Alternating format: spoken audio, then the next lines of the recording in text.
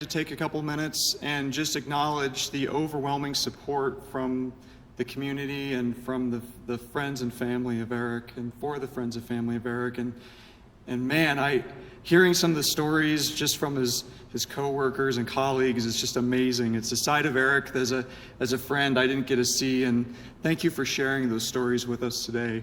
It's overwhelming. I first met Eric in college in 1996, and since then, I noticed one overarching trait.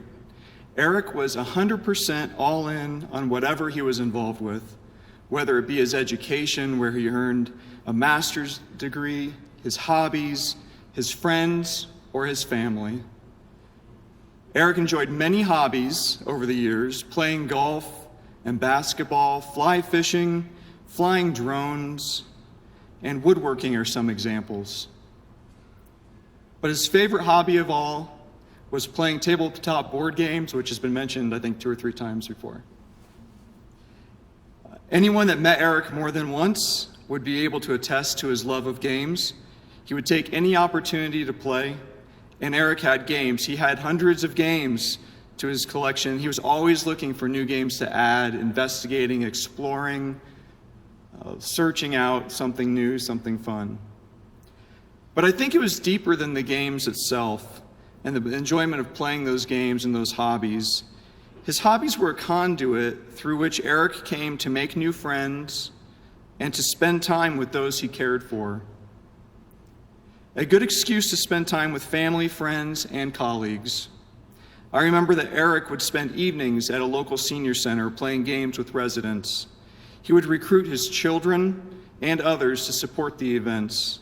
He would sometimes build personal relationships and check up on a particular resident if they weren't at a gaming session to make sure they were okay. Eric never knew a stranger. He gave 100% of himself to every friendship. He is a person that freely gave his time and energy to others, whether it be helping move an extra set of hands on a project, helping to track down lost cows, chasing escaped dogs, or helping to support his friends who owned businesses. He was never needed to be asked. He just always knew what to do. One such friend who owned a business was moving to a new location. Eric dedicated days of his time to help in that effort. Again, without being asked, he just jumped right in. Another example for me personally is when my father died. Eric was always there by my side during that difficult time. I didn't have to ask. He just always knew what to do. For all the stories I have of Eric, there are probably hundreds more from others who had similar experiences. I'll spend the rest of my life trying to be the good friend to others that Eric was to me.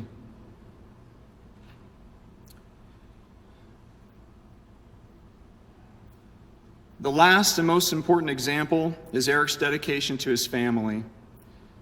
I could see the love for his wife, the love for his children, sister, grandparents, niece, in-laws, and of course his father and mother. Eric was quick to share stories about major life events of all his family members. He was especially happy to share the pride he felt in his children. You could hear it in his voice and see it in his eyes. He supported them in whatever activity they were interested in, whether it be writing, music, baseball, arts, crafts. I've seen Eric do crafts, it's kind of funny. He would make time to foster the love of the activity in the person. Even if he knew nothing about it, he would learn. There were also 2,400-mile annual drives to summer camp for the boys, where he would spend weeks leading and helping at the camp as a servant, or the trips to Texas to help out on Papa Shay's family ranch. But to be honest, I think Eric enjoyed those trips much more than the rest of the family, or as much as the rest of the family. Eric made a point to dedicate time for each child. That could be a lunch out with Dad, a fun activity, a baseball game, or shopping for craft supplies or working on projects together, always giving the gift of time. Family interaction and being together was an important part of being a family that Eric made sure to foster in the house. He had a way of adding fun into otherwise boring activities like cooking and chores. It was important to Eric that the entire family be together for family dinners and without distraction. I'll never forget the smiling faces of the Talley family at some of these dinners we were invited to be a part of. There was nothing on earth more important to Eric than his family. Lastly, Eric had this ability to make others feel better about themselves, to feel like they were a better person by just having been around him.